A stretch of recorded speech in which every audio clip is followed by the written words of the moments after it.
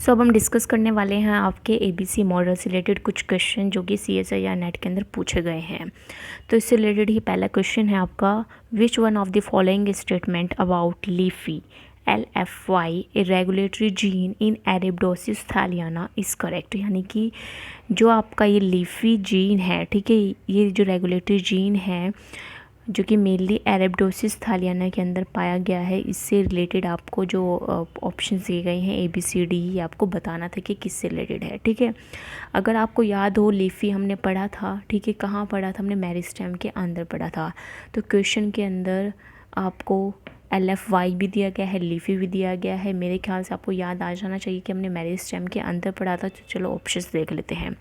तो पहला ऑप्शन है leafy LFY is involve in flora meristem identity.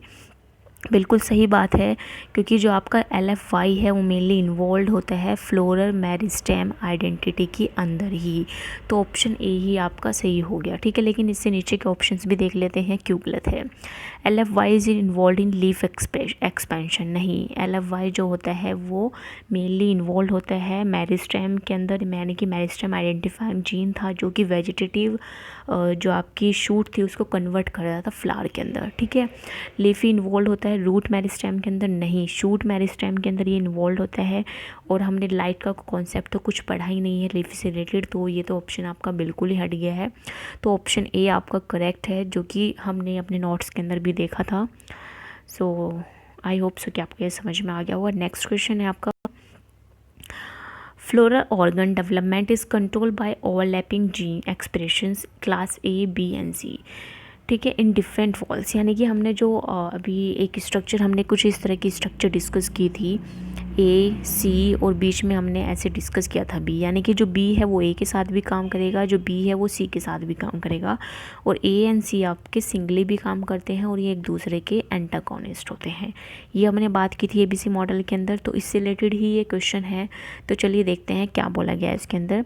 In an Arabidopsis mutant the flower had sepal sepal carpel carpel in 4 whorls. भाई इनका जो आपका mainly जो वॉल का जो फ्लावर आया है, ठीक है, जो इनका फ्लावर आया है वो मेनली जो एक्सप्रेस कर रहा है वो क्या एक्सप्रेस कर रहा है, वो एक्सप्रेस कर रहा है सेपल सेपल एंड कार्पल को। ठीक है, यानी कि ये म्यूटेशन वाला केस हमसे पूछना चाह रहे हैं। तो मेनली इन्होंने इसमें पूछा है कि किस में म्यूटेशन होगा। क्या आप ये क्वेश्चन खुद से करना चाहेंगे? चलो मैं आपको 30 सेकेंड देती हूँ, ठीक है, आप खुद से सॉल्व करने की कोशिश करो, दैन मैं इसको रिकॉर्ड करती हूँ।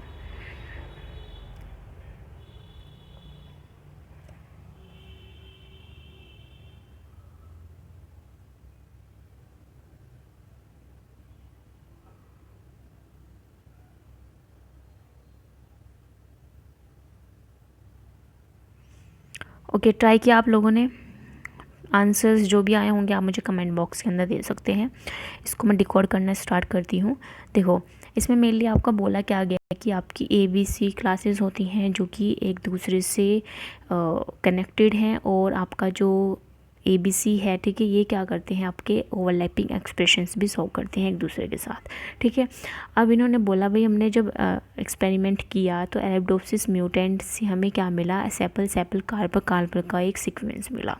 ओके, तो आप बताइए कि इसमें से कौन सा ऑप्शन करेक्ट होगा, यानी कि कौन सा जो जीन है, क्लास A है, B है या ABC, कौन सा ऐसा है जो कि यहाँ पे म्यूटेशन शो कर रहा है।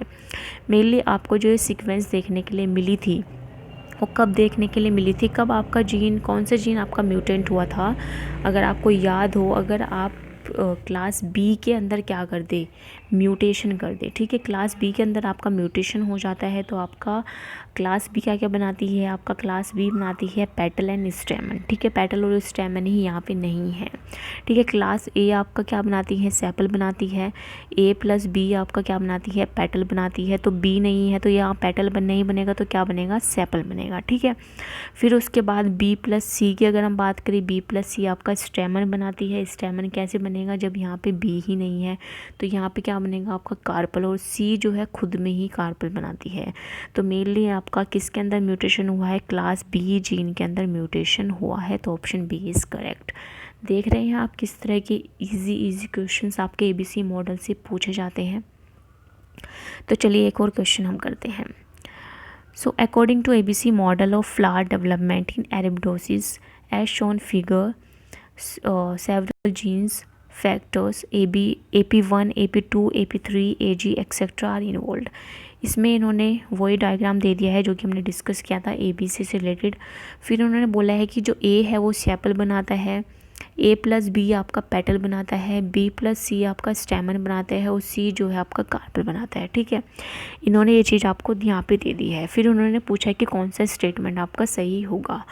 तो फर्स्ट है आपका एपिटेला 2 यानी कि AP2 transcript express during sepal and petal, यानी कि जो आपका AP2 है वो मेनली इन्वॉल्व होता है सेपल एंड पेटल के फॉर्मेशन में। अगर आपको याद हो, क्लास ए जो है आपकी, क्लास ए जो है वो आपका मेनली क्या बनाती है, सेपल बनाती है। क्लास ए के जीन कौन से हैं, AP1 प्लस AP2 है। ठीक है, फिर इसके साथ साथ अगर आपको याद होगा A+B के बारे में, जब A के साथ आपका B काम करता है तो A+B मिलके आपका क्या बनाते हैं, A+B में आपका AP2 भी इन्वॉल्व होता है, AP3 इन्वॉल्व होता है, प्लस इसके साथ साथ आपका क्या इन्वॉल्व होता है, PI यानी कि पिस्टिलेट। ठीक है, तो अगर आप देख रहे होंगे AP2 आपके सेपल के अंदर भी इन्वॉल्व है, पेटल के फॉर्मेशन के अंदर भी इन्वॉल्व है, तो मेनली आपका ऑप्शन ए आपका सही होगा। इसके नीचे जो भी ऑप्शंस देख लेते हैं क्यों सही नहीं है। एगेमस यानी कि एज जो है वो कंसिडर किया गया है क्लास ए जीन। भाई एगेमस तो क्लास सी जीन से रिलेटेड है, वो तो क्लास सी जीन के अंदर पाया जाता है। नेक्स्ट है AP1 express during carpel development. AP1 जो है वो कार्पेल डेवलपमेंट कैसे कर सकता है, क्योंकि वो तो क्लास सी करती है।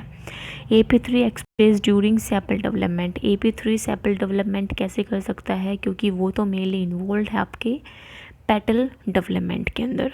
ओके, तो आपको समझ में आया कि फर्स्ट ऑप्शन क्यों करेक्ट हुआ। ठीक है, अगर आपको देखो, आप यहाँ से इतना आइडिया तो लगा पा रहे होंगे कि अगर आप यही चीज़ याद कर लो जो कि मैंने आपको बताया था, एक डायग्राम जिसमें हमने क्लास ए बी सी तीनों को डिवाइड किया था, और क्लास ए क्या बनाती है, बी क्या बनाती है, सी क्या बनाती है, ये चीज़ें हमने एक इम्पोर्टेंट करके मैंने हेडिंग लिखी भी हुई थी, वहाँ पे मैंने लिखा हुआ था। अगर वही चीज़ आपको याद हो जाए तो आप इससे रिलेटेड हर एक क्वेश्चन कर सकते हो। ओके, अब एक और क्वेश्चन भी देखते हैं। देखो, इस क्वेश्चन को सबसे पहले मैं आपको टाइम देती हूँ। ठीक है, 1 मिनट का मैं आप टाइम देती हूँ, आप इसको खुद से डिकोड करो। देन हम इसका ऑप्शंस जो है डिस्कस करेंगे। मेनली जो इसके ऑप्शंस दिए गए हैं, ये ऑप्शंस दिए गए हैं, इसमें से आपको करेक्ट वन आपको चूज़ करना है। ठीक है, तो आप इस क्वेश्चन करना स्टार्ट करो, इतना मैं इस क्वेश्चन को पढ़ती हूँ। The control of flowering is a complex process involving several key regulatory genes. Some statement on flower development are given below. इसके अंदर कुछ स्टेटमेंट दी गई हैं, आपको बतानी है कि कौन सी स्टेटमेंट सही है। ठीक है, ये स्टेटमेंट देख के आपको जो भी सही लग रही होगी वो इससे आपको मैच करनी है। ओके, तो चलिए मैं आपको अभी टाइम देती हूँ, आप इसको खुद से डिकोड करो।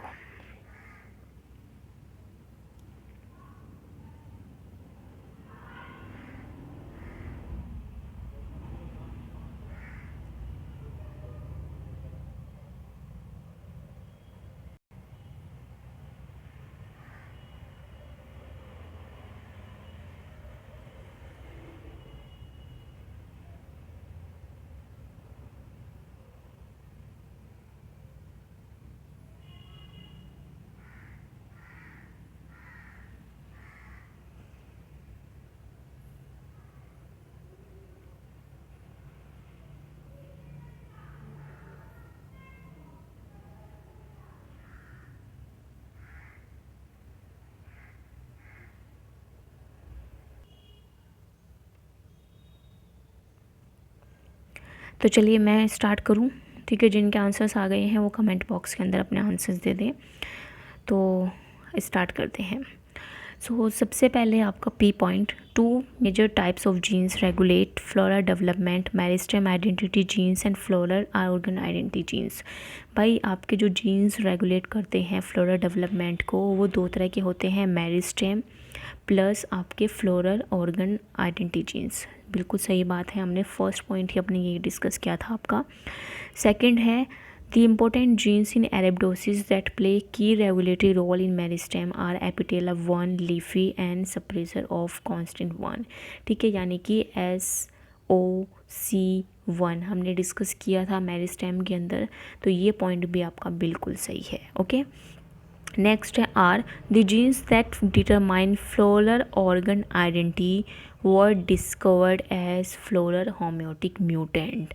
बिल्कुल सही बात है, जो आपके ऑर्गन आइडेंटिटी जीन्स हमने बात की थी वो मेनली इन्वॉल्व हैं, वो डिस्कवर किए गए हैं as a floral homeotic mutant के अंदर, ठीक है, जिसमें हम मैड बॉक्स के अंदर भी देखते हैं, जिसमें कंजर्व्ड मोटिव्स होते हैं, होम्योटिक जीन्स होते हैं, ठीक है। वो होम्योटिक जीन्स मेनली डिटरमाइन करते हैं आपके फ्लावर ऑर्गन आइडेंटिटी को। तो ये पॉइंट भी आपका बिल्कुल सही हो गया, ठीक है। तो ऑप्शन आपका मेनली PQR आपका सही होगा, ठीक है, लेकिन आपका SQ सही नहीं है, ये देख लेते हैं। Most plant homeotic genes belong to a class of related sequence known as fad box genes. भाई FAD थोड़ा ही ना हमने पढ़ा था, हमने तो पढ़ा था MAD, mad box gene. Mad box gene के अंदर ही तो आपके होम्योटिक जीन्स मिलते हैं, जो कि मेनली म्यूटेंट भी शो करते हैं आपके, जो कि होम्योटिक म्यूटेंट फ्लावर भी आपको एक्सप्रेस करते हैं, जिसमें A अगर म्यूटेंट हो तो C वहाँ पे एज ए एंटागोनिस्ट काम करेगा A के, और वो C वहाँ पे एक्सप्रेस होगा, ठीक है। तो हमने जो ABC के जितने भी आपका जो एक्सप्रेशन देखा था म्यूटेशन का, वो आपका कहाँ देखा था, मैड बॉक्स जीन के अंदर, ठीक है। तो ये FAD नहीं है, ये MAD होता तो ये भी सही होता, लेकिन इन्होंने दे दिया है FAD, तो ये होना चाहिए था आपका मैड, तो ये आपका गलत होता है। तो मेनली जो आपका आंसर होता है वो है आपका फर्स्ट PQR, ठीक है। आपके 4 मार्क्स यहाँ पे बिल्कुल पक्के हो जाएंगे इस क्वेश्चन को करने के बाद। सो देख रहे हैं आप लोग कि किस तरह के क्वेश्चंस यहाँ से पूछे जाते हैं, बहुत सिंपल क्वेश्चंस आते हैं। आई होप आप सभी को कॉन्सेप्ट भी समझ में आया होगा, क्वेश्चंस के साथ साथ आपकी जो कनेक्शन है सब्जेक्ट प्लस आपका कंटेंट प्लस क्वेश्चंस का, वो भी आपका बन गया होगा, जिससे आपको समझ में आ रहा होगा कि किस तरह के क्वेश्चंस इससे पूछे जाते हैं। आई होप सो कि आपको वीडियो पसंद आ रही होगी। अगर वीडियो अच्छी लगी है तो प्लीज़ सब्सक्राइब कीजिए सैनिक लर्निंग क्लासेस को, और ऐसे ही जुड़े रहिए सैनिक लर्निंग क्लासेस के साथ, और लाइक शेयर एंड सब्सक्राइब करना बिल्कुल ना भूलें। मिलते हैं नेक्स्ट क्लास में नए टॉपिक के साथ। Thank you to all. अगर पसंद आई वीडियो तो लाइक ज़रूर करना और कमेंट बॉक्स में बताना भी ज़रूर। Thank you.